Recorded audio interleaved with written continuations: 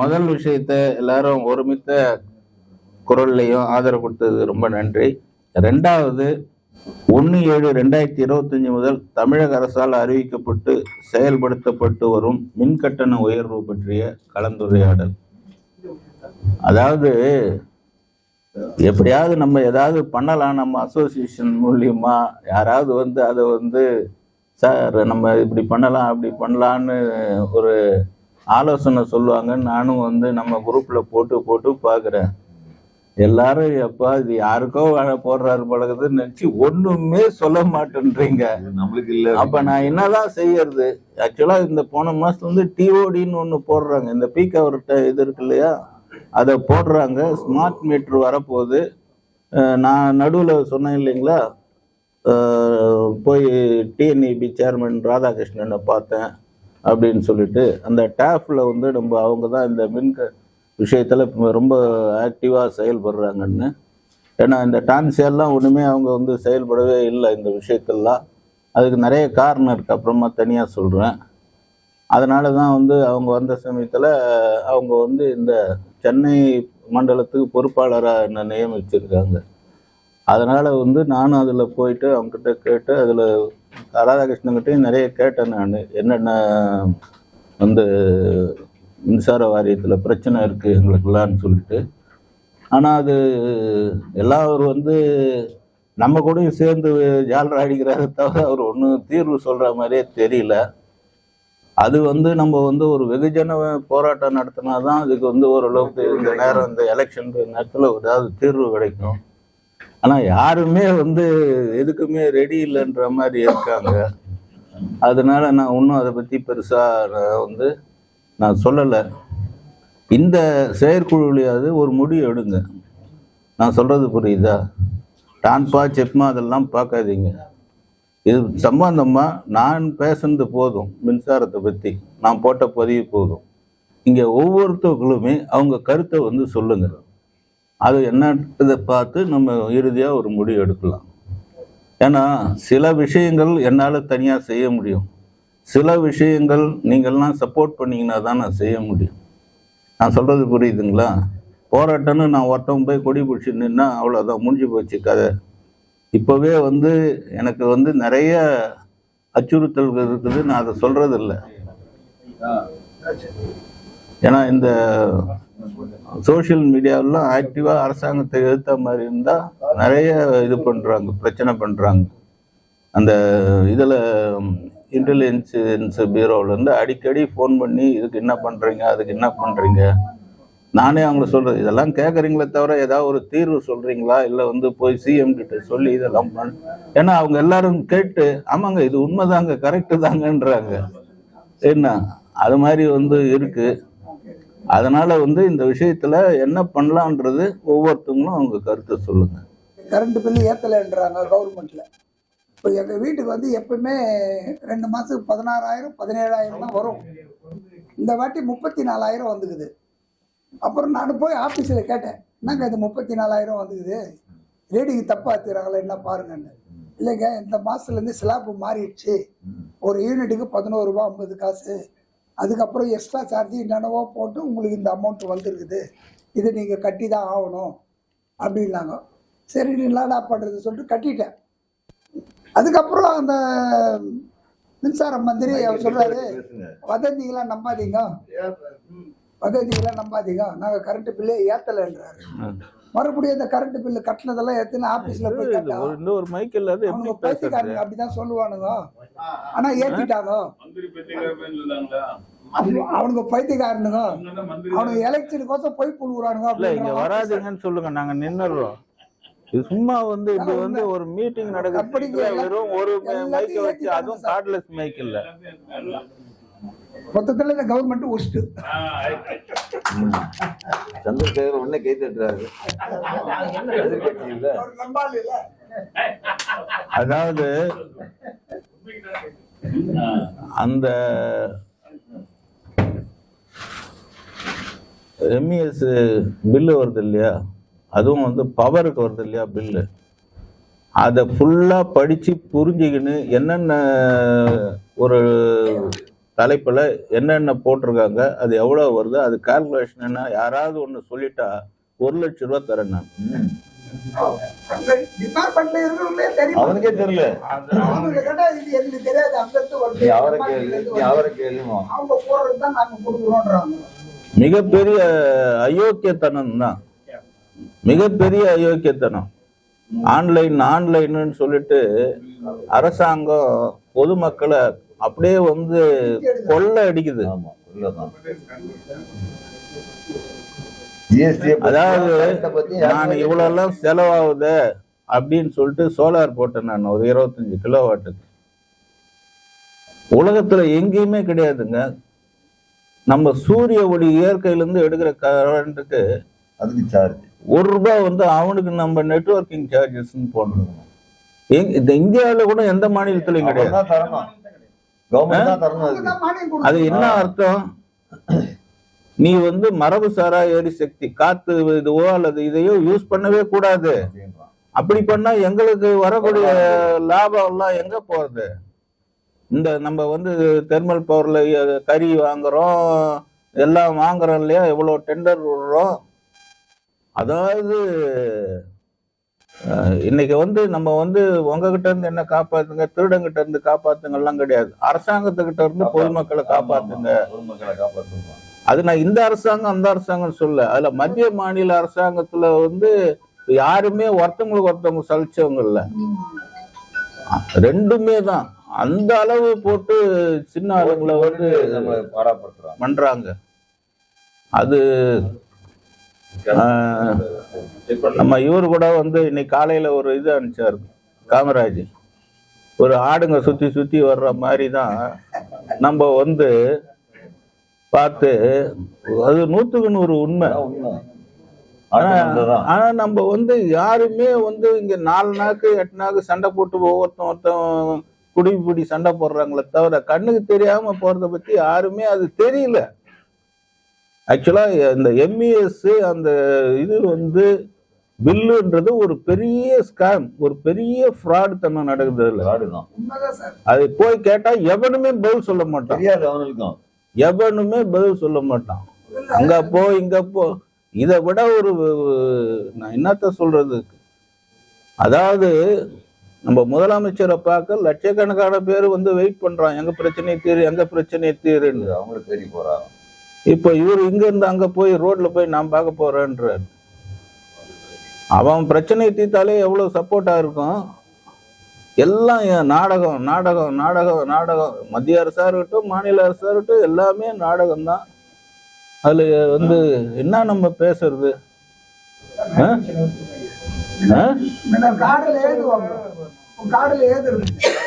சரி, இப்போ நீங்க இந்த போராட்டத்துக்கு இருங்க, இந்த போராட்டத்துக்கு நம்ம அசோசியேஷன் என்ன பண்ணணும்? MESக்கு அத சொல்லுங்க, சொல்லுங்க. இந்த மனப்பான்மை இருந்ததுன்னா எப்படி வந்து தொழில் செய்யறவங்க வந்து உருப்பட முடியும்? காமராஜ் இருங்க, காமராஜ் ஒவ்வொருத்தவங்களா சொல்லுங்க. காமராஜ் நீங்க என்ன பண்ணணும்னு சொல்லுங்க. நம்ம வெறும் லெட்டர் மட்டும் எழுதிட்டு உக்காந்துக்கலாமா இல்ல போராட்டம் பண்ணலாமா? அது நீ தானே ஒரு ஆளு முடிவு பண்றதுல இருப்பா. நீ தானே உங்களது என்ன போராட்டமா என்ன சொல்ற? சரி நீ சொல்லுப்பா. கண்டிப்பா எலெக்ஷன் டைம்ல போராட்டம் தான் பண்ணணும். எலெக்ஷன் டைம் சரி, அடுத்த வருஷம் கிடைக்காது. சரி நீங்க சொல்லுங்க கருத்து. அசோக் நீ போராட்டம், ஷேக் நீங்க. அதாவது இருங்க இருங்க, இந்த பாருங்க, இந்த போராட்டம்ன்றது வந்து நீங்க வந்து சென்னைக்கு வந்து போராடணும்னு கூட நாங்க சொல்லல, நல்லா புரிஞ்சுங்க. இப்ப திருநெல்வேலியில 10 பேர் இருந்தா போதும், திருச்சியில ஒரு 10 பேர் இருந்தா போதும், அந்தந்த ஊர்ல வந்து அவங்கவுங்க பண்ணீங்கன்னா போதும். நான் சொல்றது புரியல, வர்றதுன்னா வாங்க, ஐயோ நாங்க இவ்வளவு தூரம் வர்றோமே இவ்வளவு செலவாகுமே அப்படின்னு நீங்க கேட்டீங்கன்னா அதுக்குதான் நான் சொல்றேன். நான் சொல்றது புரியுதா? நீங்க அந்தந்த ஊர்லயே பண்ணா கூட தப்பு இல்லை. டான்பா சார்பில் தமிழ்நாடு பூரா 10 இடத்துல நடந்ததுன்றது வரும், புரியுதுங்களா? ஏன்னா இன்னைக்கு வந்து அந்த ஓட்டுன்னு இருந்தாதான் அதை பத்தியே கவனிக்கிறாங்க. இல்லைன்னா அதை பத்தி ஒண்ணுமே கிடையாது. சும்மா எல்லாம் ஏமாத்து வேலை தான். இருந்தாலும் 10,000 சங்கு அந்தந்த ஊர்ல 100 பேராவது இருக்கணும். சரி இருங்க இருங்க காமராஜ், திசை திருப்பாதீங்க, அப்புறமா பேசலாம். இல்ல இல்ல இருங்க இருங்க இருங்க அசோக், ஆளாளுக்கு பேசாதீங்க, எல்லாருக்கும் தானே வாய்ப்பு கொடுக்குறோம். அப்பப்ப சொல்லுங்க, ஏன்னா இப்படி பேசினா அது திசை திரும்பிடும். நீங்க என்ன சொல்றீங்க?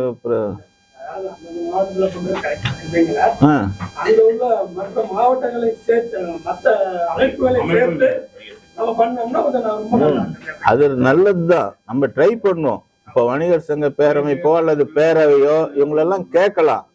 அதுல யாரு வராங்களோ அவங்கள கூட வச்சு நம்ம பண்ணலாம். தமிழ்நாட்டுல வந்து மொத்தத்துல ஒரு 4 இடமா இருக்கு. 4 இடத்துல நம்ம எல்லாரும் சேர்ந்து நம்மளால முடிஞ்ச அளவுக்கு ஆட்களை தட்டி அங்க உள்ள சங்கங்களையும் சேர்த்து பண்ணோம்னா கொஞ்சம் எஃபெக்டிவா இருக்கும். தாராளமா பண்ணலாம், தாராளமா. அது நம்ம கேட்டு பார்ப்போம். என்ன, நம்ம ஒன்றும் இது இல்லை, நம்ம வந்து அவ்வளோ பெரிய அமைப்பு இல்லை, நம்மளால வந்து நம்மளை வந்து ஒருங்கிணைக்க முடியும். மற்றவங்களை கேட்கலாம், கொள்ளலாம். இப்போ அதாவது போன தடவை நம்ம ஒரு இந்த போன வருஷம் நடத்தணும், ஞாபகம் இருக்குங்களா? சென்னையில் வந்து நான் நடத்தணும். அதுக்கு வந்து மனித சங்கிலி போராட்டம் கிட்டத்தட்ட 60,000 ரூபாய் செலவாச்சு. அதுல கலந்துக்கின மற்ற சங்கங்கள் வந்து தலைவர் தான் வந்தான், பொருளாளர் செயலாளர் கூட யாரும் வரல. டான்சியாவில் இருந்து கூட அதுல வந்து அதாவது போட்டி போடுறவங்க கலந்துக்கினாங்க. டான்சியா வந்து அபிஷியலா கலந்துக்கல, அடுத்த வருஷம் ஜெயிக்கணுன்றவங்க வந்து கலந்துக்கினாங்க. எல்லாரும் பணம் தர்றேன்னாங்க, 5,000 ரூபா 5,000 ரூபா கொடுக்குறேன்னாங்க. முடிஞ்சது 10 பைசா கொடுக்கல. இவரை விட்டு நான் கேட்க சொன்னேன், என்னங்க இந்த மாதிரி இருக்குது, நம்ம எல்லாரும் வந்து நம்ம கிட்ட பண்ணிட்டாங்களேன்னு. இவரு கேட்டு கேட்டு பார்த்தாரு, யாரும் போனே எடுக்க மாட்டோம். அப்புறம் வேற போன்ல இருந்து கூட படிச்சோம். அப்புறம் வேற திருவண்ணாமலை படிக்கிறோம், வேற போன்ல இருந்து படிச்சேன், அப்பயும் வந்து எடுக்க மாட்டோம். அது சொன்னாரு.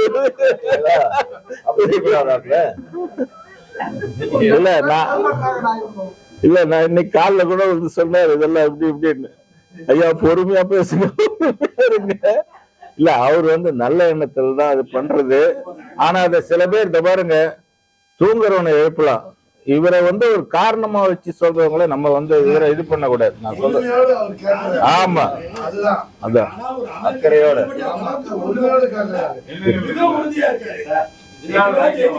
காலையில 6 மணிக்கு இல்ல நான் தமாசுக்கு சொல்லல, அவங்க எந்த அளவுக்கு ஒரு இனிஷியேட்டிவோட அந்த காலையில அந்த கடமையை செய்யறாங்க. என்னுடைய வயசுக்கு இல்ல காலையில 6 மணிக்கு வந்தா வீட்டுல என்னங்க இது இந்த நேரத்துல? இல்ல அது வேற யாரும் இல்ல, காமராஜ் தான். இல்ல அந்த நேரத்துல வந்து ஒரு போன் தான், அது எனக்கு நல்லா தெரியும். இல்ல அவருடைய அப்ரோச் வந்து கொஞ்சம் கடினமா இருக்கும். ஆனா அது வந்து உரிமையா செய்யறதுதானே தவிர, என்ன நான் பேசுறேன் நீ ஏன் எடுக்க மாட்டுற அப்படின்றது தானே தவிர மற்றபடி இல்ல. அது தெரிஞ்சவங்களுக்கு தான் தெரியும், அது தெரியாதவங்களுக்கு தெரியாது. சரி, அப்புறம் பின்னாடி யாரு இருக்கிறது சொல்லுங்க. ஆமா இருக்காங்க, அவங்க தான் டேஃப்ன்றது. அந்த மின் நுகர்வோர் கூட்டமைப்புல ஜெயபாலுன்னு ஒருத்தர் இருந்தார், போனதோட நம்ம ஈசி மீட்டிங் அவரு. அப்புறம் ஜேம்ஸ்ன்னு ஒருத்தர் இருந்தார் கோயம்புத்தூர்ல. அவர் வந்து எதுன்னா நம்ம இது இருக்கு இல்லையா, இந்திய கம்யூனிஸ்ட் கட்சி, நம்ம கண்ணன் இருக்காரு இல்லையா, அந்த கட்சியை சேர்ந்தவர். அவரு வந்து இந்த டாக்ட்னு ஒன்று வச்சு பண்ணின்னு இருந்தாரு. அது அவங்களுக்குள்ள வந்து கோயம்புத்தூர்ல ஒரு ஏதோ சம் ப்ராப்ளம் ஆயிட்டு இவர் பிரிஞ்சிட்டாரு. அதுக்குள்ள நம்ம போகணும், அவங்களுக்குள்ள என்ன பிரச்சனையோ அது தெரியாது. பட் இவர் ஜெயபால் தான் இப்போ ஃபுல்லாவே பண்றாரு தமிழ்நாட்டு பூரா. அவரு வந்து கோயம்புத்தூர், திருப்பூர், ஈரோடு இதை வந்து நல்ல ஒரு பண்றாங்க. அங்க இருக்கிறவங்களாம் உண்மையிலே ஆக்சுவலா பாத்தீங்கன்னா கோயம்புத்தூர்ல தான் நிறைய இந்த சிறு தொழில்லாம் இருக்குது. அப்படி இருக்கிற சமயத்துல மற்ற ஊர்ல இருக்கிறவங்க சரியா சப்போர்ட் பண்ண மாட்டாங்க. அதாவது பிரச்சனையை பார்க்க மாட்டாங்க. நம்ம ஊர்ல இது எந்த கட்சி இது இது திமுகவுக்கு ஆதரவா, அதிமுகவுக்கு ஆதரவா, பாஜகவுக்கு ஆதரவா, இப்படிதான் பாக்குறாங்களே தவிர நம்ம தொழில் அதை சார்ந்து எதுவும் இல்லை. இப்ப நீங்களே எல்லாரும் வந்து வாட்ஸ்அப்ல போடுறதுக்கு அனுப்புறீங்க. திமுக இது போட்டா பிஜேபி காரனுக்கு கஷ்டம், பிஜேபி இது போட்டா திமுக. ஆனா தனிப்பட்ட முறையில எதுவும் போடுறது, பிரச்சனைகள் தான் நான் போடுவேன்னு தவிர தனிப்பட்ட முறையில போடுறது இல்லை. இப்படி பிரச்சனையே வந்து இந்த கரண்ட் பிரச்சனைக்கு போட்டா அதுக்கு சில பேர் எழுதுறாங்க, ஏன் சார் அந்த பீரியட்ல இல்லையா, இப்பதான் உங்களுக்கு தெரியுதா? என்ன நான் சொல்றது அதுக்கு புரியல. அந்த மாதிரி பிரச்சனையா பார்க்காம அதை கட்சியாகவும் ஜாதியாகவும் மதமாகவும் இப்படி பல பிரிவா பார்த்து நம்ம ஒண்ணு சேரவே முடியல. ரொம்ப கஷ்டம். அந்த இதெல்லாம் பண்றதுக்குள்ள நமக்கு பெரும் பாடாயிடுது. அவங்க சைடு இருக்கணும்னு பாக்குறாங்க. ஒரு சங்கம்னா ஒரு பொதுவா ஒரு தொழிலுக்கு தான் இருக்கணும்னு பாக்குறது இல்ல. நீ அவனுக்கு செய்யற, நீ இவனுக்கு செய்யற, என்ன செய்யறது சொல்லுங்க. ரொம்ப பேஜார். இன்னும் திருச்சிக்காரனுக்கு யார் செய்யற, மதுரைக்காரங்க கேட்கறது, இதெல்லாம் எவ்வளவு வந்து அவங்க இக்னோரன்ஸா இருக்கிறாங்கன்றதுதான் தெரியுது. சரி, அதுக்கப்புறம் பின்னாடி நீங்க சொல்லுங்க. ரெடி ஆயிடுச்சுங்களா? சொல்லுங்க சொல்லுங்க பேசுங்க சொல்லுங்க. பேசுங்க யாராவது. அசோக் பின்னாடி இருக்கு, அது இருங்க. அவங்க எல்லாரும் இன்னும் மீதி பேர்லாம் கேட்கல. அந்த பின் வரிசையில இருக்கிறவங்க வரிசையா சேர்ந்து சொல்லு. இல்ல அவர் சொல்லிட்டாரு, உங்க பக்கத்துல இருக்காரு அவரு. என்ன உங்களுக்கு அங்க சென்னிமலை, நீங்க தான் சொல்லுங்க. பேசுங்க சொல்லுங்க. போராட்டத்துக்கு அந்தந்த மாவட்டத்துல இதே மாதிரி அந்தந்த மாவட்டத்துல செய்யலாமா இல்ல ஒருங்கிணைச்சு சென்னையில செய்யலாமான்றதையும் சொல்லுங்க. போராட்டம்னு மட்டும் சொன்னா போதாது, அந்த இதுல வந்து நான் என்ன சொல்றேன், கூட்டம்ன்றது முக்கியம். ஆனா அதுவே முக்கியம் கிடையாது. முக்கியமா 100% 10 பேர் வந்து ப்ரொடெக்ட் பண்ணா கூட அது ஒரு விஷயம்தான். புரியுதுங்களா? நம்ம எல்லாரும் எப்ப ஒண்ணு சேர்றது, நம்ம பண்றது அதெல்லாம் வந்து ரொம்ப கஷ்டம். ட்ரை பண்ணி பார்க்கலாம். நான் வந்து பேசுறது. அப்புறம் உங்களுக்கு பின்னாடி நீங்க என்ன சொல்றீங்க? அதாவது இப்ப திருவாரூர் மாவட்டத்துல போய் நாங்க போய் ஏதாவது போராட்டம் பண்ணி கூடுறதுனால பெரிய இண்டஸ்ட்ரீஸ் லெவல் ஒன்றும் கிடையாது. இப்ப நாங்க போய் இருந்தோம்னா உங்களுக்கு வீட்டு போய் கேட்பாங்க. அதே நல்லா இல்ல வீரமுத்து, நீங்க சொல்றது நான் சொல்றேன். ஒரே ஒரு விஷயம் கேளுங்க. வீராசாமி நாகர்கோவில் கூட்டார். அவங்க மெம்பரும் கிடையாது, வெறும் கடைக்காரங்க தான். நான் ஒரே வார்த்தை சொல்லிருக்கலாம் அவர்கள. அவங்க மெம்பரும் கிடையாது, அவங்க கடை வச்சு நடத்துறவங்கள நான் பண்ண முடியாது அப்படின்னு சொல்லிடலாம். நம்ம இப்படி பிரிஞ்சு போறதுனால தான் வீட்டுக்காரங்க அதுக்காரங்க இப்படின்றதுதான் அந்த அரசாங்கம் வந்து நம்மளை வந்து தலைமையில வச்சு மெர்ச்சின்னு இருக்குது. இப்போ நான் அது சொன்ன உடனே நான் வந்து இவரு கூட சொன்னாரு காமராஜ் சார், ஒரு 10 பேரா மெம்பர் ஆகட்டும் நம்ம போலான்னாரு. இல்ல காமராஜ், நம்ம வந்து இதுக்குன்னு அசோசியேஷன் வச்சிருக்கிறோம், நம்மளால முடிஞ்சது என்னவோ செய்யறோம். போய் அவங்க மெம்பர் ஆகிறது அவங்களுக்கா மனசாட்சின்னு ஒண்ணுக்குது, அப்புறம் ஆகட்டும் அப்படின்னு தான் சொன்னேனே தவிர இவங்க வேற இருக்கு. நல்லா யோசனை பண்ணி பாருங்க. இந்தியாவில எந்த ஒரு சங்கமாவது பிளாஸ்டிக் கடைக்காரங்களுக்குன்னு இருக்குதா? ஒரே ஒரு சங்கம் சொல்லுங்க, யாராவது பேசுறாங்களா? எல்லாரையும் அவங்கள வந்து மட்டமா தான் நினைச்சுன்னு பண்ணின்னு இருக்கிறாங்க. என்னமோ அவங்கதான் வந்து தடை செஞ்ச பொருளை வித்து பெற்றுடுற மாதிரி இவையோ தயார் பண்ணாதானுங்க அவனே விற்கிறான். புரியல? அங்க கூப்பிடாதீங்க என்ன மறுபடியும் நீங்க என்ன. சரி,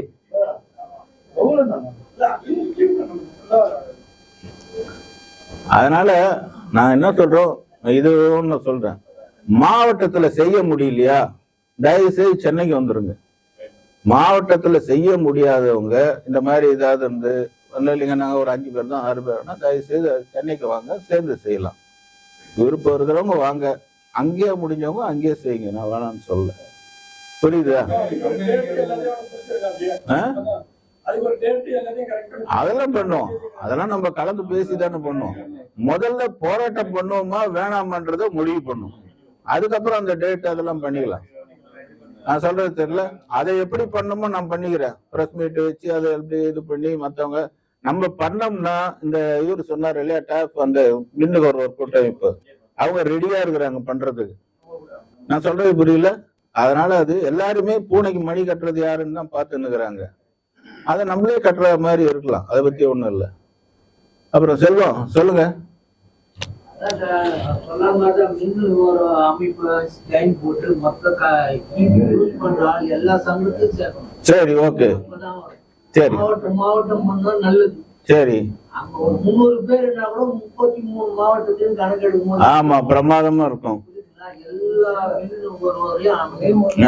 நானு இந்த ஒரு போராட்டத்தை வந்து நான் சொல்றது எப்பவுமே எதுக்காக ஒரு காரணம்னா, நம்ம மெயின் ப்ராப்ளம் இருக்குது இல்ல, மல்டிநேஷனல் கம்பெனிஸ் வந்து மல்டி லேயருக்கு பெர்மிஷன் கொடுத்து நம்ம கொடுக்காம இருக்கிறாங்கல்ல, அதையும் வந்து அந்த இடத்துல சொல்றதுக்கு வந்து ஒரு வாய்ப்பா அமையன்றதும் ஒரு காரணம். நான் சொல்றது நம்ம பிளாஸ்டிக் தொழில இருக்கிற பெக்கூலியர் பிரச்சனையும் அந்த இடத்துல இப்படியே எங்களை பழி வாங்குது, அப்படியும் பழி வாங்குதுன்றதுன்ற மாதிரி பண்ணலாம். நான் சொல்றது புரியுதுங்களா? ஏன்னா இன்னைக்கு வந்து எந்த அளவுக்கு சோசியல் மீடியாவில் பரவுதோ அந்த அளவுக்கு தான் அந்த பிரச்சனையினுடைய தீவிரம் இருக்குது. ஒரு இடத்துல எங்கேயாவது ஒரு பொண்ணுக்கு ஒன்று ஆகி போச்சுன்னா இந்தியா பூரா தெரியுது. நான் தெரியக்கூடாதுன்னு சொல்ல, அப்படி ஒரு பிரச்சனை வந்து ஆச்சுன்னா தான் அது தெரியும். இவ்வளவு நாள் நம்ம பண்ணியும் இந்த மல்டி லேயர் இதை வந்து பெருசா நம்ம சில பேர் தான் புரிஞ்சுக்கணும் தான் இருக்காங்களே தவிர எல்லாரும் புரிஞ்சுக்கவே இல்லை இன்னும். ஆனா அதுக்கு வந்து என்னால வந்து டெய்லி வந்து ஒரு 2 வீடியோ போட்டு பண்ண முடியும்னா பண்ணலாம். ஆனா எனக்கு உங்களுக்கே தெரியும், இந்த வயசுக்கு மீறின வேலை செய்யறேன், எப்படி கஷ்டப்படுறேன்றது உங்களுக்கு நல்லா புரியும். அதுல வந்து என்னால அதெல்லாம் பண்ண முடியல. இவங்கெல்லாம் ஃப்ரெண்ட்ஸ் இருக்காங்க, இந்த வீடியோலாம் எப்போ வேணாலும் வந்து எடுத்துருவாங்க. ஆனா அதுக்கு டைம் இல்லை, அவ்வளோ என்கிட்ட இன்புட் இருக்குது. பட் அது பண்றதுக்கு எனக்கு முடியல, டைம் இல்லை. நம்ம ஒரு நல்ல முடிவு அவங்க சோசியல் மீடியா நம்ம யூடியூப் இதுல நீங்க அதெல்லாம் நான் பண்ணிடுறேன். நல்ல ரீச் ஆகிறது வாய்ப்பு இருக்கு. எல்லாரும் பார்த்து ஒரு முடிவா என்ன யூடியூப் மட்டும் பண்ண சொல்லுங்க, யாராவது மத்தவங்க பொறுப்பு எடுத்துக்க, நான் பண்றேன். ஒரு நாளைக்கு 3 வீடியோ போடுறேன், பிரச்சனையே இல்லை. புரியுதா? வந்து அதுல ஒரு வருமானம் வந்தா கூட அசோசியேஷனுக்கே கொடுத்துட்றேன், எனக்கு 10 பைசா வேணும். ஆனா எல்லாத்துக்கும் ஒரு இது வேணும். இப்போ யூடியூப்ல பேசுறதுல ஏனோ தானெல்லாம் பேச முடியாது. ஒரு பாயிண்டா இதுவா கண்டென்ட்டா என்ன மாதிரி கமெண்ட்ஸ் எல்லாம் வருதுன்னு தெரியும் உங்களுக்கு. அதனால வந்து நம்ம வந்து பொய் பேச முடியாது, உண்மைதான் பேசணும், கரெக்டா இருக்கணும். அந்த ரிஸ்கை நான் எடுத்துக்கிறேன். ஆனா அது வந்து செய்யறதுக்கு டைம் இல்லை, அதுதான் உண்மை. அப்புறம் செல்வம் சொல்லிட்டார். செல்வத்துக்கு பின்னாடி யாருப்பா அங்க சொல்லுங்கப்பா, ஒவ்வொருத்தவங்களா ஏறி. ஆமா, போராட்டம் நடத்தலாம்னு அன்னைக்கு வந்து எனக்கு வேலை இருக்குதுன்னு தயவு செய்து உட்காந்துக்காதீங்க. அப்புறம் அடுத்தது சரி இல்லப்பா, அவங்க என்ன சொல்றாங்கன்னா, ஒரு கார் வைக்கணும்னா எங்களுக்கு 50,000 ரூபா 60,000 ரூபா செலவாகுதுன்றாங்க.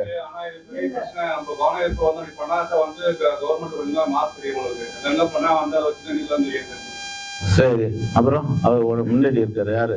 அப்புறம் இந்த சொன்ன மாதிரி இந்த வீட்டுக்கு ரேட் இருக்கிறாங்க, அதை ஏதாவது கோர்ட்டுக்கோ இல்லை எப்படியோ கவர்மெண்ட் கொடுத்தாங்க மக்களுக்கு எல்லாம் போயிட்டு அவங்க எல்லாம் இந்த பாருங்கப்பா, நான் இந்த ஃபைல் வச்சிருக்கிறேன், யார் யாருக்கு என்னென்ன போட்டிருக்காங்கன்னு தெளிவா இருக்குது. இந்த நீ ஒன்னா இங்க வந்து பாரு.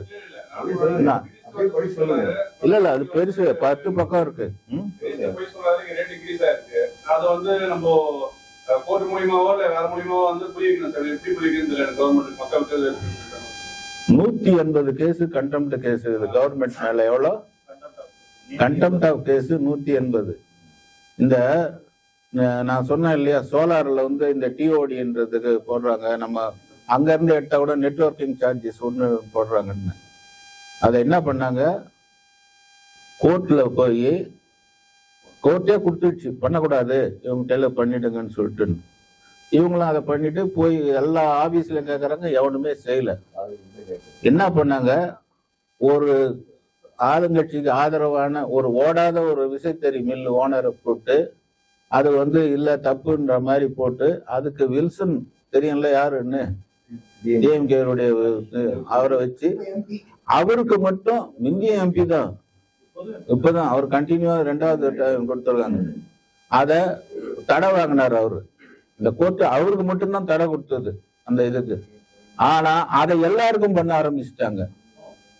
புரியுதா? அந்த தடையை வச்சு அதை எதிர்த்து இவங்க எல்லாரும் போய் பேசி இந்த மாதிரிலாம் பண்ண நாங்க இது பண்ணுவோம் கொள்ளணும்னா இல்ல அது அந்த ஒருத்தருக்கு தான் எல்லாருக்கும் பண்ணக்கூடாதுன்னு இதே ராதாகிருஷ்ணன் சொன்னார். யாரு? நம்ம சேர்மன். அது பண்ணா அவரு ஒரு சுற்றறிக்கை விட்டாரு. இப்போ அதையும் மீறி கவர்மெண்ட் மறுபடியும் இது பண்ணிக்குது, அது தடை இது நிறுத்தணும்னு. நான் சொல்றது புரியுதா?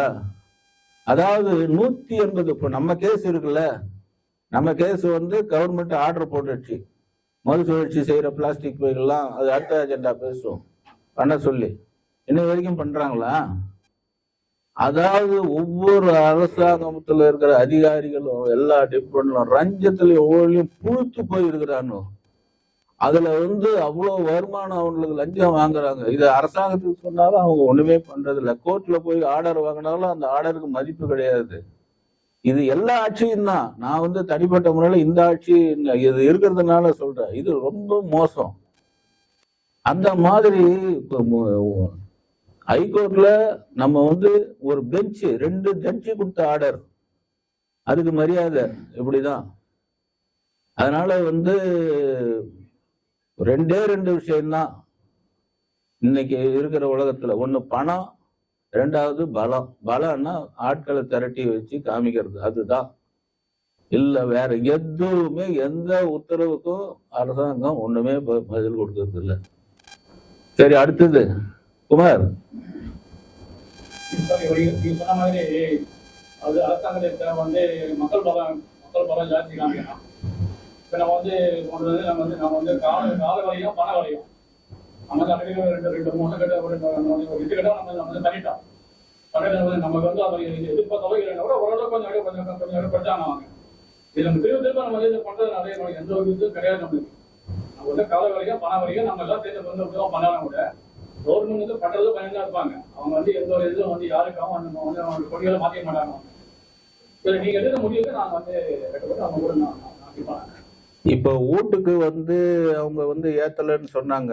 ஆனா இவர் எத்தனாச்சு வீட்டுக்கு 17,000 34,000. அதாவது ஒரு அரசாங்கமே பொய்யும் புழுவுமா பேசின்னு இருந்தா அது என்னன்னு சொல்றதுன்னு எனக்கு தெரியல.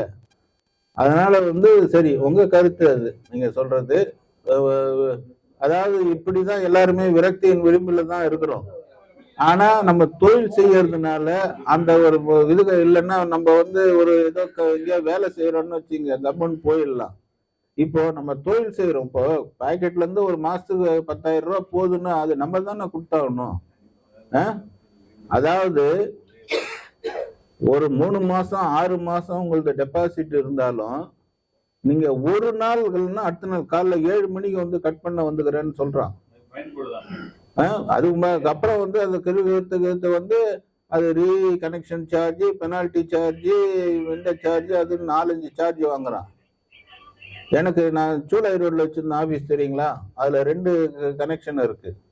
ஒவ்வொன்றுத்துல 2-2 லட்சம் ரூபாய் வரணும் டெபாசிட். நான் கட்டினது 1.5 வருஷம் ஆயிடுச்சு.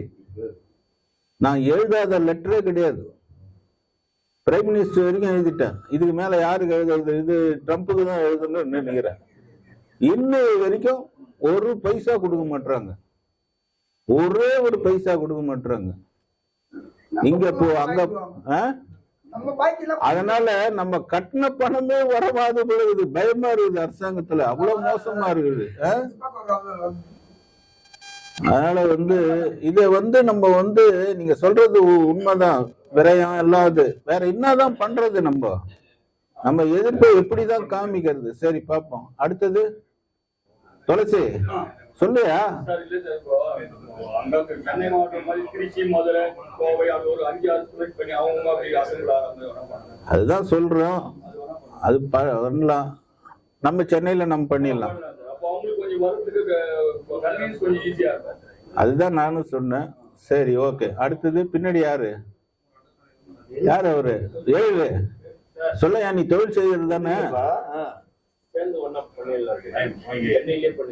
அப்படியா? சரி சரி. நிர்வாகிகள் சொல்லுங்க. எல்லாம் இது பண்ணாங்க. எல்லாருமே தான் சொல்ல போறோம். ஒவ்வொருத்தவங்களும் தான் சொல்ல போறோம். சொன்னது தலைவர் சொன்னது வந்து அருமையான யோசனை. அந்தந்த மாவட்டங்களில் நம்ம சேர்ந்து அந்தந்த மாவட்டங்களில் பண்ணும்போது ஒரே நாளில் தமிழ்நாட்டில் இருக்க எத்தனை மாவட்டங்கள் இருக்கோ அந்தந்த மாவட்டங்களில் ஒரு 25 பேர் 50 பேர் எவ்வளவு பேர் இருந்தாலும் சென்னையில் நாங்கள் அந்தந்த மாவட்டங்களில் ஒரு 25 பேர் 50 பேர் ஒரே நாளில் பண்ணால் அது ஒரு பெரிய ரீச்சாக இருக்கும்னு நான் நினைக்கிறேன். அதை பற்றி தலைவர் முடிவு செய்வார். அடுத்ததாக ஒரு சின்ன ஃபீலிங் வந்து தலைவர் வந்து நான் ரொம்ப நாள் வேலை செய்ய மாட்டேன் அது இதுன்னு சொல்கிறாரு. நம்மளுடைய பிரார்த்தனை மூலம் தலைவர் இன்னொரு 20 வருஷத்துக்கு வேலை செய்வார். இந்த இயக்கம் நடக்கும். நன்றி, வணக்கம். அவர்கிட்ட கொடுங்க. அவர்கிட்ட 20 வருஷம் சொல்லக்கூடாது.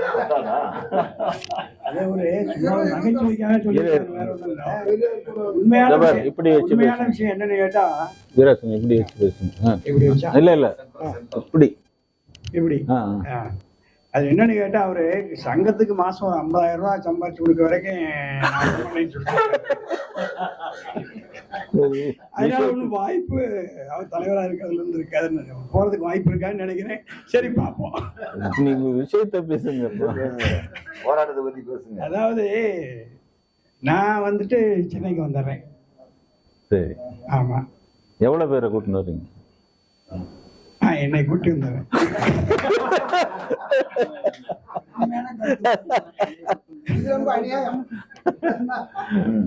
சொல்லுங்க.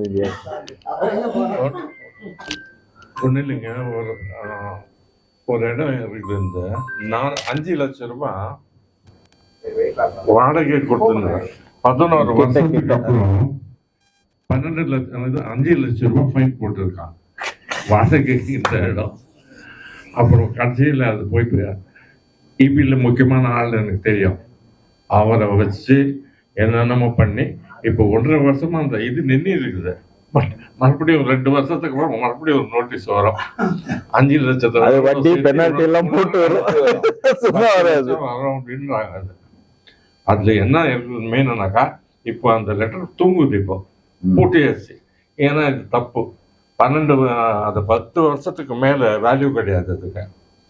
5 லட்சம்னாக்கா அந்த நேரத்திலே எந்த 1 லட்சம் ரூபாய் டிபாசிட் இருக்குது. இது வந்து 99,000 ரூபாய்க்கு இன்ட்ரெஸ்ட் அசல் கைசல் போட்டு 5 லட்சம் ரூபாய் காட்டுறான் 10 வருஷத்துக்கு அப்புறம். இது என்ன சொல்றாங்கன்னாக்கா இப்போ மறுபடியும் இந்த மாதிரி இப்போ தூங்க வச்சுட்டாங்க. மறுபடியும் இது ரிவோக் ஆகும். அது ஒன்றும் பண்ண முடியாது. பட் இப்போ ஒரு 2 வருஷமா அது எங்கே போச்சு லெட்டர் தெரியல. பட் நானும் லெட்டர் கொடுக்கல, அவங்களும் கொடுக்கல. எஸ்சி லெவலில் போயிருக்குது. அது ஒரு முக்கியமான போராட்டம் நடத்தலாமா? அதை நிச்சயமா நடத்தலாம். இந்த மாதிரி கேஸுங்க நான் இப்போ சொல்றேன். சில பேருங்க சொல்லிக்கிறது இல்லை. அது சொல்றது மேல், சொல்லிட்டு போராட்டம் நடத்துறது மேல். இது வேற எதுவும் வாய்ப்பு இல்லை. அவங்க சொல்றது தான் இது. இல்லாட்டா ஒன்றும் பண்ண முடியாது. அனைவருக்கும் வணக்கம். இப்போ பால் இருக்கும்போது சொல்லுவார், உங்களுக்கு வந்து ஒரு லிட்டர் பெட்ரோல் தான் செலவு, எங்களுக்கு அங்கேருந்து வரணும்னா 5,000 10,000 செலவாகும், 2 நாள் எங்களுக்கு டைம் வேஸ்ட் ஆகும் அப்படின்லாம் சொல்லுவார். அப்போ தான் நான் சொன்னேன், தமிழ்நாடு வந்து 5 ஜோனலாக பிரிச்சுருவோம். பிரித்து 5 ஜோனல்லையும் அந்தந்த கலெக்டர் ஆஃபீஸ் முன்னாடியோ எங்கே அந்த போராட்டம் நடத்தணுமோ அங்கே ஒரு 100 பேர் 200 பேர் 300 பேர் நீங்கள் அங்கே சேருங்க. நாங்கள் வரோம், நிர்வாகிகள் எல்லாரும் அங்கே வந்துடுறோம். எல்லா மாவட்டத்திலும் நிர்வாகிகள் அங்கே வருவோம். மற்ற விருப்பங்கள் நிறைய பேரை சேருங்க, சேர்த்து அங்கே வரேன் சொன்னதுக்கு அதெல்லாம் சரியா வராதுங்க. ஒரே வார்த்தை சொல்லிட்டார், போராட்டம் நடத்தினாதான் ஜெயிக்க முடியும், அரசாங்கம் செய்யாது, அது நடக்காது, இப்படிலாம் சொல்லிக்கிட்டே உட்காந்துருக்க கூடாது. அவங்க செய்யறாங்களோ செய்யலையோ நாம செஞ்சுக்கிட்டே இருக்கணும், சொல்லிக்கிட்டே இருக்கணும். அதான் என்னுடைய கருத்து. அப்படி வரும்போது 5 ஜோன்ல பிரிங்க. ஒரு ஜோனல்லையும் குறைஞ்சது 200 பேரை சேர்க்கணும். அந்தந்த மாவட்டம் சுற்றி இருக்கிறவங்களாம் சேர்ந்து அந்த 200 பேரும் ஒரு வாரம் வச்சுக்கலாம், தப்பு கிடையாது. 5 வாரம் வச்சுக்கலாம். எல்லாத்துக்கும் நாங்கள் வரோம். எல்லா சென்னையிலேருந்து நிர்வாகிகள் வரட்டும், அந்தந்த மாவட்ட நிர்வாகிகள் அங்கே வரட்டும், மக்கள் அங்கே நீங்கள் வியாபாரிகள் அங்கே சேருங்க அப்படின்னு நாங்கள் சொல்லிகிட்டே இருக்கிறோம். அப்படி வரும்போது 5 வாரம் அது நடக்கும். நிறைய அந்த செய்திகளை கொண்டு போகலாம். நிறைய நடக்குது. நம்ம எதிர்ப்பை தெரிஞ்சுட்டு தான் இருக்கணும். தெரிஞ்சு வச்சாதான் நம்ம ஜெயிக்க முடியும். நடக்காதுன்னு நினைக்கவே கூடாது. எல்லாம் அந்த மாதிரி செஞ்சாகணும். எந்த ஒரு விஷயமும் அந்தந்த மாவட்ட கலெக்டர் ஆஃபீஸ்லயோ அந்தந்த மாவட்டத்தில் எங்க பண்ணணுமோ அதை தீர்மானம் பண்ணுங்க. எந்த ஊர்ல கூப்பிட்டாலும் நாங்க வரோம், நாங்க ரெடியா போறோம். தலைவர் சில நேரம் சொல்லுவாரு இங்க போலாமா, அது உடனே சரின்றுவேன். நான் உங்களுக்கு டைம் இருக்கான்னு கேட்பாரு. எந்த வேலை இருந்தாலும் நான் விட்டு வந்துடுவேன். அதுக்கப்புறம் என்னுடைய வேலையை இன்னொரு நாள் பார்த்துக்குவேன். எனக்கு வேலை இருக்கு, உனக்கு வேலை இருக்குது, யாரும் சொல்லக்கூடாதுன்னு நாங்கள் சொல்லுவோம். அன்னைக்கு கூட நாகர்கோவில் போனோம். ஒரு நாள் முன்னாடி தான் சொன்னாரு. அப்போ அவருக்கும் 70 வயசுக்கு மேல, எனக்கும் 70 வயசுக்கு மேல, நாங்க 2 பேரும் சீனியர் தான். அன்னைக்கு தாம்பரத்துல போய் வண்டி ஏறணும். தாம்பரத்துல வண்டி லக்கேஜ் தூக்கிட்டு போறோம். கிட்டத்தட்ட 1.5 கிலோமீட்டர் நடக்கிறோம். அவரெல்லாம் முடியல. அப்போ சொன்னாரு நீங்க வரலன்னா நான் வரலன்னாரு. அப்ப நான் உடனே வருவேன்னு நான் சொல்லிட்டேன் உடனே. அப்புறம் தான் திருநெல்வேலிக்காரங்களை கூப்பிடுவோம். அவங்க எல்லாம் அந்த பிரச்சனையில் ரொம்ப ஈடுபாடா இருக்காங்க, அவங்க ஜெயிச்சிருக்காங்க நிறைய விஷயங்களை. அதை அவங்களுக்கு சொல்லும் போது அவங்க அதை கரெக்டா புரிஞ்சுக்குவாங்க அப்படின்னு சொன்ன பிறகு அதே மாதிரி போனோம். அங்க நின்னோம். போராட்டமா தான் இருந்துச்சு. இப்ப முடியாது அப்ப முடியாதுன்னு சொன்னாங்க. அதுக்கப்புறம் காத்திருந்தோம். இன்னொரு நாளைக்கு வாங்கினாங்க. இல்ல எத்தனை மணியா இருந்தாலும் நாங்க இங்க இருப்போம்னு சொன்ன உடனே அன்னைக்கு போய் பேச வச்சாங்க. அப்புறம் நாங்கெல்லாம் வெளியே வந்துட்டோம். நாங்கெல்லாம் போயிட்டோம்னு நினைச்சிட்டு வந்திருக்காங்க. திருப்பி நாங்க உள்ள போயிட்டோம். அப்படித்தான் திருடன் பிடிக்கிற மாதிரி தான் பிடிச்சோம். அன்னைக்கு அந்த விஷயத்த நின்று ஜெயிக்க வச்சோம். அந்த மாதிரி எல்லாம் நாங்க பண்றோம். 2 பேரும் தலைவர் எப்பயுமே தனிமையில செஞ்சுட்டே இருக்காருன்னு தான் மாரல் சப்போர்ட் நான் பண்ணிக்கிட்டே இருப்பேன். 2 நாளைக்கு ஒருக்க 3 நாளைக்கு பேசுவேன். இன்னைக்கு என்ன வேலை இருக்கு, நாளைக்கு என்ன வேலை இருக்குன்னு கேட்பேன். அப்ப அவரு கொஞ்சம் ஒரு ஆர்வமா இருப்பாரு. இது மாதிரி நான் பல பேரை நான் சொல்லிக்கிட்டே வரேன். நான் மேல் சங்கத்துல பல பொறுப்புல இருக்கேன். எது இருந்தாலும் பொது பிரச்சனைனா உடனே முன்னாடி நிற்பேன். எனக்கு வேலை இருக்கு, வேலை இல்லாம இல்லை. அது மாதிரிலாம் நாங்க பண்றதுனால எல்லாரையும் சொல்லுவேன், இது நடக்காதுன்னா யாரும் சொல்லாதீங்க, செய்யுங்க. மொத்தமா செஞ்சா ரொம்ப நல்லா இருக்கும். ஆனா அப்படி முடியலைன்னா 5 ஜோன்ல பிரிச்சு வாங்க. எல்லாரும் அந்தந்த மாவட்டத்தை சுத்தி இருக்கவங்களா வரட்டும், எல்லாரும் வரட்டும், முக்கியமான நிர்வாகிகள் வரட்டும்னு சொல்றேன். கண்டிப்பா அதை செஞ்சாகணும். அதுக்குண்டான ஏற்பாடு எப்பனாலும் இப்ப இருந்தே ஆரம்பிச்சிருங்க. வர்ற வாரத்துல இருந்து ஸ்டார்ட் பண்ணிக்கலாம். என்ன பண்ணுவோம் நம்ம பண்ணுவோம். இதான் என்னுடைய கோரிக்கை. இல்ல அவர் இவரு ஏதோ பேசணுன்னாரு, வீரமுத்து ஏதோ பேசணுன்னீங்களா? எல்லாரும் எங்க அப்ப இப்ப இந்த கோகுல் எங்க அங்க நின்று என்ன பண்றாங்க? கூப்பிடுப்பா இங்க. சென்னையில மட்டும் வச்சாங்க. இருங்க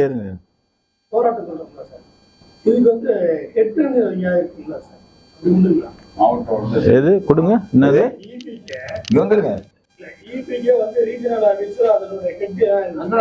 இருக்கு. ஒவ்வொரு மாவட்டத்திலயும் எஸ்சி ஆபீஸ்ன்னு இருக்கும், புரியுதுங்களா? அந்த எஸ்சி ஆபீஸ் தான் மெயின். இப்போ ஒவ்வொரு மாவட்டத்திலயும் ஒரு எஸ்பி ஆபீஸ்ன்னு இதுல போலீஸுக்கு எல்லா டிபார்ட்மெண்ட்டுக்கும் ஒவ்வொரு மாவட்டத்திலயும் ஒரு தலைமை இருக்கும்.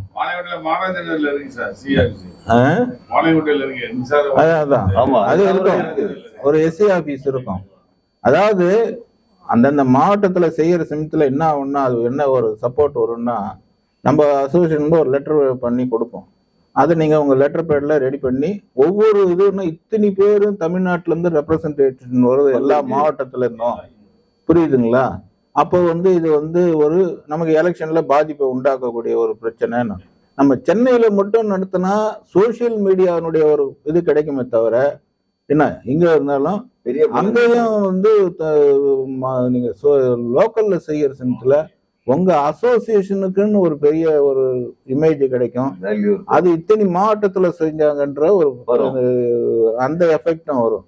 அதனால இதுவும் ரைட்டு அதுவும் ரைட்டு. ஆனா இங்க சமயத்துல நீங்க எல்லாரும் சொல்றது செலவு, அங்க பண்ற சமயத்துல அவ்வளவு செலவு ஆகாது. அதுதான் நான் சொல்றேன். இருங்க, ஆமா இல்ல இதெல்லாம் நீங்க எப்படி இங்கேயும் செஞ்சீங்கன்னா அங்கேயும் போவீங்க, ஒரே நாள்ல தான் செய்ய போறோம் என்ன. அதனால இல்ல, அதாவது எல்லாமே அப்படிதான். அதனால இல்ல, அவர் ஒரு ஆர்வத்துல சொல்றாரு, அதை இது பண்ணாதீங்க.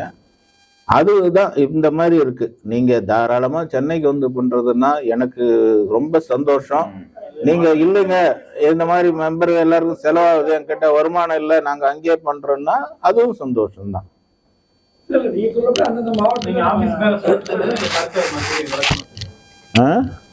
இந்த மின் நுகர்வோர் அமைப்பும் நம்ம டான்பாவும் சேர்ந்து சின்ன செஞ்சா நல்லா வந்து எஃபெக்ட் கிடைக்கும். அந்தந்த மாவட்டத்துல வந்து ரொம்ப கம்மியா வந்து ஸ்ட்ரென்த் காமிக்க முடியும் சொல்லி வரமாட்டாங்க, ஆள் சேராது. சென்னை எப்படின்னாக்கா அவங்களை வந்து இந்த மின் நுகர்வோர் அமைப்பு சேர்த்துக்கலாம். சேரும்போது ஜாஸ்தி கும்பல் வரும்போது ஒரு ரீச் ஆகும். சோஷியல் மீடியா பிரஸ் எல்லாம் வரும். அதாவது எல்லாரையும் சேர்த்து பண்ணலாம், செலவு நம்ம தான் பண்ணணும். செலவு பண்றது நீங்க வந்து செலவு பண்ணலாம், நாங்கெல்லாம் இந்த போராட்டத்துக்கான செலவை பகிர்ந்துக்கிறோம்னு சொன்னீங்கன்னா தாராளமா பண்ணலாம். எனக்கு நான் எல்லாரையும் கூட்டி வச்சு பண்றேன், டான்பா தலைமையிலே பண்றேன். அது முடியும் என்னால. நமக்குன்னு ஒரு மதிப்பு இருக்குது. எல்லா அசோசியேஷன்லயும் எல்லாரும் கொஞ்சம் ஜாக்கிரதையாவே தான் பாக்குறாங்க வந்து. ஏன்னா நம்ம வந்து உண்மைக்காக போராடுறோன்றது எல்லாருக்கும் தெரியும். அதனால வந்து பண்ணலாம். ஆனா அதுக்கு எக்கச்சக்கமான செலவாகும். எனக்கு என்னன்னா ஒவ்வொரு பைசாவா சேகரமே அது வந்து இதுவாயிடுதுன்றது ஒரு பெரிய வருத்தமா இருக்கும். அதுதான் இதுல இருக்கிற மெயின் இடர்பாடு. அதை பார்ப்போம், நம்ம நிர்வாகிகள் கிட்ட பேசி பார்க்கலாம். யாராவது ஆளுக்கு 1000 ரூபாய் போட்டோம். எப்படிங்க? சென்னையில அங்க இப்ப நாங்க இப்ப செலவு பண்ணி வர மாதிரி தான் ஒரு மாடத்துல ஆமா ஆமா அப்புறம் என்ன செலவு நம்ம ஐயா. இப்பதான் அவர் வந்து முன்னாள் செயலாளர் என்ன சொன்னாருன்னு கேட்டாரு. காமராஜ், நான் பேச விரும்பல, அது வந்து சொன்னார் இல்ல, அவர் என்ன சொன்னாருன்னு. உங்களுக்கு அந்த ஊர்லயும் செய்ய மாட்டாங்க, இங்க செஞ்சாலும் அதுக்கு குறை சொல்லின்னு இருப்பாங்க. நான் சொல்றது புரியுதா? எனக்கு ஒன்றும் ஆசை இல்லை சேவை பண்ணணும் கொல்லணும்னு. நம்ம வந்து யாரும் வந்து நம்ம வீட்டு கல்யாணத்துக்கு வாங்கன்னு கூப்பிடல. நம்ம வந்து ஒரு பொது பிரச்சனைக்காக தான் சென்னையில்னு தமிழ்நாட்டின் தலைநகரன்ற சிந்தத்தில் அதனுடைய எஃபெக்டே பெரிய அளவில் இருக்கும்ன்றது தான் நம்ம ஒரு பெரிய அமைப்பு. அதாவது இவ்வளவும் செய்யறது எதுக்குன்னா, மறைமுகமா பார்த்தீங்கன்னா நம்முடைய தொழில இவ்வளவு பேர் இருக்கிறாங்கன்றதையும் மறைமுகமா சொல்றேன். நல்லா புரிஞ்சுங்க. நான் வந்து பர்டிகுலரா ஒரு பிரச்சனைக்காக நான் போராட்டம் நடத்தணும்னு நீங்க ஒரு முடிவு எடுத்து போட்டீங்கன்னா அதனுடைய முழு சுமையை ஏத்துக்கிறது நான் தான். அது எவ்வளவு ஒர்க் இருக்குன்றது உங்களுக்கு நல்லா தெரியும். போஸ்ட் அடிக்கிறதுல இருந்து மற்றது ப்ரெஸ் மீட் வைக்கணும், நிறைய அரேஞ்ச் பண்ணணும், இடத்துக்கு பர்மிஷன் கமிஷன் ஆகிட்ட வாங்கணும். இப்போ ஒரு போராட்டத்துக்கு வந்து ஒவ்வொருத்தவனும் பாத்தீங்கன்னா எல்லாம் ஹைகோர்ட்டுக்கு போய் தான் பர்மிஷன் வாங்கினுக்கிறான். இவ்வளவு வேலை இருக்குது. அதனால வந்து நான் அதை ரெடி பண்ணி எடுக்கிறேன். ஏன்னா ஒரு அமைப்புன்னா ஒரு நம்மளுக்கு நடக்கக்கூடிய பிரச்சனைகளை நம்ம தாராளமா கேட்கணும்னு நினைக்கிறேன். என்ன இப்ப எல்லாருக்கும் ஒரு பாட்டில் தண்ணியாவது கொடுங்கப்பா. நான் கொஞ்சம் பேசலாம், புரியுதா? நீங்க வந்தீங்கன்னா தான் நான் சொல்லிட்டேன்னு, தாராளமா வாங்க. இன்னைக்கு வந்தா எனக்கு சந்தோஷம். எல்லாருமே வந்தா ரொம்ப சந்தோஷம். சென்னைக்கு வந்தா எனக்கு ஒன்றும் இதுவே இல்லை. அதுக்கு வந்து முந்தி மாதிரி கூட ஏற்பாடெல்லாம் கூட பண்றோம். சத்திரங்கத்திரெல்லாம் பார்த்து வைக்கிறோம். காலையில வந்து நீங்க எல்லாம் ரெடி ஆகிட்டு கூட வரலாம். அதாவது ஒரு மாவட்டத்திலையும் நீங்க கூட்டம் சேர்க்க முடியாதுன்றீங்க, ரொம்ப தப்பு. அவங்க நான்லாம் எங்க ஒரு போராட்டம் இருந்தா என்னுடைய கம்பெனியெல்லாம் மூடிட்டு 50 பேரை கூப்பிட்டு வருவேன். நான் மட்டும் வரதில்லை, அதே மாதிரி எல்லாரும் அவங்க கம்பெனி ஆளுகள்லாம் கூப்பிட்டு வரணும். அப்பதான் கூட்டம் சேர்க்க முடியும். இதை வந்து எல்லாரும் செய்யணும். கம்பெனியை மூடி, நான் கம்பெனியை மூடாம வந்தீங்கன்னா அங்கிருந்து ஃபோன் பண்ணிக்கிட்டே இருப்பான், இவங்க நீங்க பதில் சொல்லிட்டே இருப்பீங்க, இங்கேயும் கவனம் செலுத்த முடியாது. அதனால அந்த ஒருத்தரும் 10 பேரோ 20 பேரோ 50 பேரோ எவ்வளவு இருக்காங்களோ அத்தனை பேரை கூப்பிட்டு வரணும். அப்பதான் கூட்டம் சேர்க்க முடியும். அது மாதிரி எந்த ஒரு போராட்டமும் நான் அப்படிதான் பண்ணுவேன். கம்பெனியை மூடிடுவேன், எல்லா கடையும் மூடிடுவேன், 40 பேர் 50 பேரை கூப்பிட்டு போவேன், எல்லாரையும் அப்படிதான் கூப்பிட சொல்லுவேன். அந்த மாதிரி கூட்டம் சேர்க்க முடியும். 2வது 5 வாரம்னு சொல்றது 5 வாரமா அந்த பேச்சு வந்துகிட்டே இருக்கும். ஒரே நாள்ல செஞ்சா அது ஒரே நாள்ல மறைஞ்சிடும், என்னுடைய அபிப்பிராயம். அது மாதிரி செய்யலாம். ஒரு மாவட்டத்துக்கும் நாங்க வரோம், தலைமைன்ற முறையில் நாங்க வருவோம். எப்ப கூட்டாலும் வருவோம் எல்லா மாவட்டத்துக்கும். அதே மாதிரி மற்றவங்களும் வரட்டும். அப்பதான் கூட்டம் ஸ்ட்ரென்த்தா இருக்கும். நாம என்ன செய்யறோம்னு மற்றவங்களுக்கு தெரியும். முடியாதுன்றதே கிடையாது, முயற்சி பண்ணா கண்டிப்பா முடியும். பின்னாடி கொடுங்க ஜான், பின்னாடி கொடுங்க. என்னது கம்பெனியை மூடிட்டு வந்தாதான் கூட்டம் சேர்க்க முடியும். வணக்கம். போராட்டம் ஒன்றுதான் தீர்வு. அது மாவட்ட வாரியாக செய்தாலும் சரி, தலைநகரில் செய்தாலும் சரி, ஒத்துழைக்க தயாராக உள்ளோம். தேதியை குறிக்க வேண்டிய தலைவர் தான். உண்ணாவிரத பாட்டு கொடுங்க, பக்கத்தில் இருக்கிறவங்க கொடுங்க. யாரு அடுத்தது? ஒவ்வொருத்தங்களும் கொடுங்க. தொழில்துறைங்கிறது பெரிய கடல், நம்ம அதுல ஒரு சிறு துளி தான். இருந்தாலும் மற்ற தொழில்துறையினரும் சேர்ந்து ஒத்துழைச்சாதான் நம்ம மட்டும் பண்றதுல எவ்வளவு பெரிய இது கிடைக்கும்னு தெரியல. பட் தலைவர் அதுக்கு சப்போர்ட் பண்றான்னு சொல்லியிருக்காரு. எல்லாரும் இணைச்சு பண்ணலான்ற மாதிரி அது மாதிரி செய்யறது இன்னும் பெருசா ரீச் ஆயிருக்கும்னு நினைக்கிறேன். நான் சொல்ற மெத்தடு கண்டிப்பா தேவை. சென்னையில பண்ணலாம், இதான் கரெக்ட். சென்னையில பண்றது மேல். ஒரு பிளஸ் உங்க ஏரியால இருந்து உங்களால எவ்வளவு கூட்டு வர முடியும் ஆளு? உங்க ஏரியாவில இருந்து அந்தந்த ஊர்ல மாவட்டத்துல அதான் செய்யணும், எல்லாரையும் கூட்டு வரணும். சரி, அதாவது இந்த விஷயத்துல நம்ம போராட்டம் நடத்துறோம்ன்றத முடிவு பண்ணியிருக்கோம். இந்த விஷயத்தை பற்றி நான் மற்ற நிர்வாகிகள்கிட்ட பேசி கலந்து அது சென்னையிலே நடத்துறதா மாவட்டத்தில் நடத்துறதான்றது தெரிவிக்கிறோம். ஓகேவா? கரெக்டா? சரிதானப்பா? Okay, right. என்ன செல்வம், கரெக்டா? சரியா இருக்கா? கூட்டு வர்றது சரி, வெரி குட். இந்த விஷயத்துக்கு எல்லாருக்குமே அந்த ஆதங்கம் இருக்குது, கொள்ளுது. அதாவது நம்ம தொழில் செய்யாம இருந்தாலும் தொழில் செய்தாலும் இந்த நாட்டினுடைய குடிமகன், இதனுடைய வளர்ச்சியும் மற்ற இதனுடைய நன்மை தீமை எல்லாத்துலேயும் நமக்கும் ஒரு பங்கு இருக்குது. நம்முடைய பங்கு ஜனநாயக முறையில் நம்முடைய எல்லாம் ஏற்றுக்கினே இருந்தோம்னா ஒன்றுமே இல்லை. அதுக்கப்புறம் நம்ம தொழிலே இன்னைக்கு நம்ம சம்பாதிக்கிறது பொதுமக்கள் கூட அவங்கவுங்க ஃபுல்லாக இந்த ஜிஎஸ்டின்ற முறையில் யாருக்கிட்டையும் 10 பைசா நிற்கிறது இல்லை. அந்த மாதிரியான ஒரு இது ஆகிப்போச்சு. அவ்வளோ கஷ்டமான ஒரு சூழ்நிலை. இது எல்லாம் நம்ம இதில் சுத்தமாக ஏமாத்தின்னு இருக்காங்க. இதற்கு நாங்கள்லாம் ஏமாந்துக்கின்னு இல்லை, வேற வழி இல்லைன்னு இருக்கிறதையாவது காமிக்கிறதுக்காக நம்ம இந்த விஷயங்களை நம்ம கொஞ்சம் சொரணை உள்ளவங்கன்னு காமிக்கணும். அதுக்கு இந்த போராட்டன்றதை முடிவு எடுத்துருக்குறோம். ஆனால் இந்த போராட்டன்றது ஏதோ சில பேருக்குன்னு நினைக்காம இது எல்லாருக்கும் இந்த விஷயம் ஒவ்வொருத்தவங்களையும் பாதிக்கக்கூடாது. அது வீடாக இருக்கட்டும், தொழிலாக இருக்கட்டும், எதுவாக இருக்கட்டும். அவங்கவுங்க நம்ம செயலாளர் சொன்ன மாதிரி அன்னைக்கு தினத்தில் எல்லோரும் அந்த நிறுவனத்தை ஒரு நாள் எவ்வளோ காரணத்துக்காக மூடுறோம். அது ஆக்சுவலாக பார்த்தீங்கன்னா இந்த கம்பெனிகள்லாம் பாதி நாள் ஓடாதது பல காரணத்தினால மாசத்துல.